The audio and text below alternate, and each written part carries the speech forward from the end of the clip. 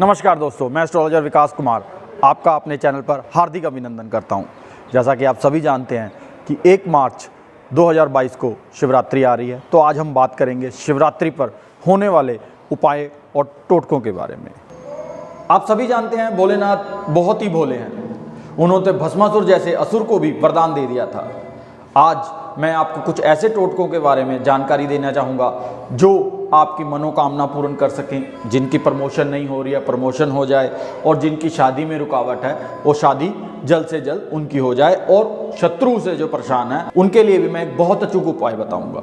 इस महाशिवरात्रि के पावन पर्व पर, पावन उत्सव पर मैं आपको जो टोटके बताऊंगा वो टोटके बहुत ही कारगर हैं, और सभी के लिए ये कामना करूंगा ये महारात्रि, महाशिवरात्रि आप सभी की मनोकामनाएं पूर्ण करे और भगवान भोलेनाथ की आप पर असीम कृपा बनी रहे। आप देख रहे हैं जगह नहीं है, हम भोलेनाथ के बहुत ही प्राचीन मंदिर में आए हैं। ये मंदिर जो है पोहीड़ ग्राम में स्थित है।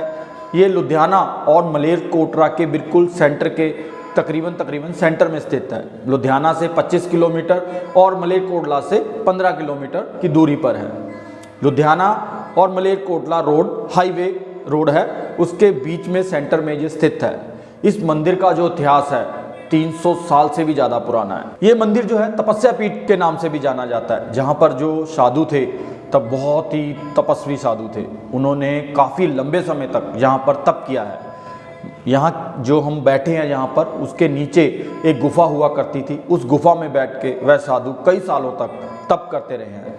उनकी तपस्या का ही फल है कि जहाँ पर आने वाले सभी भक्तजनों की जो मनोकामना है पूर्ण होती है। एक मान्यता ये भी है कि जो मंदिर की घंटी हैं वो 24 घंटे में एक बार अपने आप बजती हैं। हर प्राचीन मंदिर की एक विशेषता होती है, इस मंदिर की भी एक विशेषता है।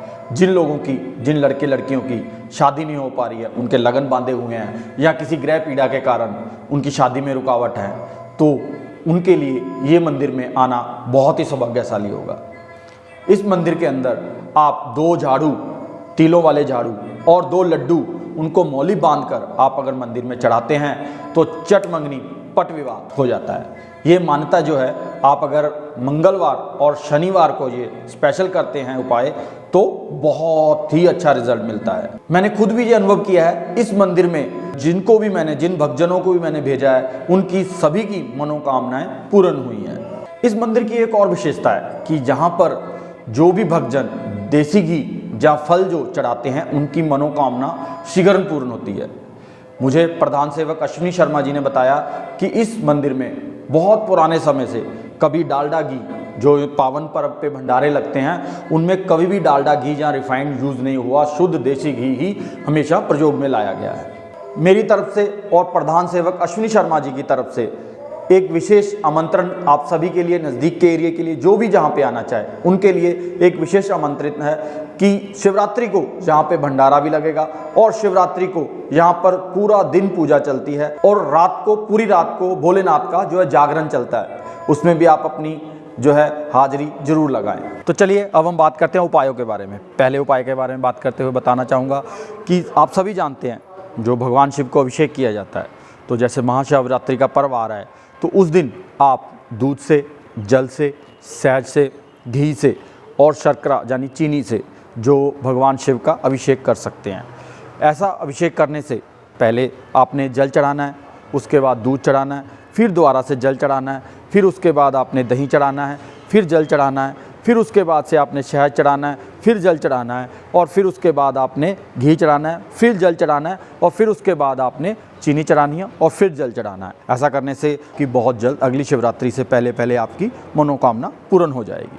अगले उपाय के बारे में बात करते हैं। अगला उपाय उन लोगों के लिए जो जॉब करते हैं, जिनकी प्रमोशन समय से रुकी हुई है। जैसे मान लीजिए आप 5 साल हो गए हैं आपको जॉब करते हुए, उतने गोमती चक्कर लेने हैं और भगवान शिव को अर्पण करने हैं शिवरात्रि वाले दिन। ऐसा करने से आप देखेंगे जल्द ही आपकी जॉब प्रमोशन में जो भी रुकावटें हैं वो दूर हो रही हैं। अगला उपाय उन लोगों के लिए जो शत्रुओं से बहुत परेशान हैं, जो शत्रुओं पर विजय प्राप्त करना चाहते हैं। आपने शिवरात्रि वाले दिन एक लसनिया स्टोन प्राप्त करना है, उसे कैट आई स्टोन भी बोलते हैं। ये आप अपने ज्वेलर जो आपको जानता है उससे भी प्राप्त कर सकते हैं। और आपने उसकी जो शिव स्वरूप पूजा करनी है, अपने पूजा रूम में स्थापित कर कर रोज उसका जल अभिषेक और दूध अभिषेक करना है। अगर आप ऐसा रूटीन में रोज करते हैं तो निश्चित रूप से आप शत्रुओं पर विजय प्राप्त करेंगे। शत्रु आपका बाल भी बांका नहीं कर पाएंगे। अगला उपाय शादीशुदा महिलाओं के लिए, जो लोग अपने वैवाहिक जीवन से परेशान हैं, वैवाहिक जीवन को खुशहाल करना चाहते हैं, उनके लिए ये बहुत ही अचूक उपाय है। आपने शिवरात्रि वाले दिन सुबह नहाकर शुद्ध होकर माँ गौरी के समक्ष 16 श्रृंगार और एक लाल चुनरी, जहाँ कोई भी लाल वस्त्र, आप ले जाकर माँ गौरी को अर्पण करना है और अपनी शादीशुदा जीवन को खुशहाल बनाने के लिए प्रार्थना करनी है। आप देखेंगे कि जल्द ही आपके जो वैवाहिक जीवन में समस्याएं हैं या मन मुटाव हैं वह दूर होते नजर आएंगे और आपका जो शादीशुदा जीवन है वह खुशहाल होने लगेगा। धन से जुड़ी हुई सभी समस्याओं को दूर करने के लिए एक बहुत ही अचूक सा उपाय बताने जा रहा हूँ। एक ऐसा उपाय जिससे आपकी जो धन से जुड़ी हुई समस्याएं हैं, धन की कमी है, भोलेनाथ की कृपा से बिल्कुल दूर हो जाएगी। इस उपाय का जो रिजल्ट है मैंने 100% देखा है, हमेशा पॉजिटिव देखा है। ये उपाय सिर्फ और सिर्फ एक दिए का है। भोलेनाथ की कृपा से सिर्फ और सिर्फ एक दिए से आपकी जो धन से जुड़ी हुई समस्याएं हैं वह चुटकियों में दूर होती नजर आएंगी। आपने करना क्या है, 1 मार्च की रात्रि यानी कि महाशिवरात्रि वाली रात को आपने रात को 12 बजे शिव मंदिर में जाकर शिवलिंग के आगे एक आटे के दिए के अंदर जोत लगानी है देसी घी से। ऐसा करने से आपकी जो धन की कमी है वो जल्दी ही दूर होती नजर आएगी, क्योंकि माना जाता है कि भगवान कुबेर ने भी इसी तरह महाशिवरात्रि वाले दिन दिया लगाकर महादेव को प्रसन्न किया था और कृपा प्राप्त की थी। इस मंदिर का जो पुनर्निर्माण का काम है वो चल रहा है। हाँ, जो भी भक्तजन भोलेनाथ की सेवा करना चाहते हैं, इस मंदिर के पुनर्निर्माण में अपना सहयोग देना चाहते हैं, प्रधान सेवक जी का नंबर डिस्क्रिप्शन में दे दिया गया है, वो उनसे सीधा संपर्क करके जो भी अपनी श्रद्धा अनुसार जो भी योगदान देना चाहें दे सकते हैं। ये शिवरात्रि आप सभी के लिए मंगलमय हो। भगवान भोलेनाथ आप सभी पर अपनी असीम कृपा बनाए रखें। अगली वीडियो तक अपना और अपनों का ख्याल रखें। ओम नमः शिवाय।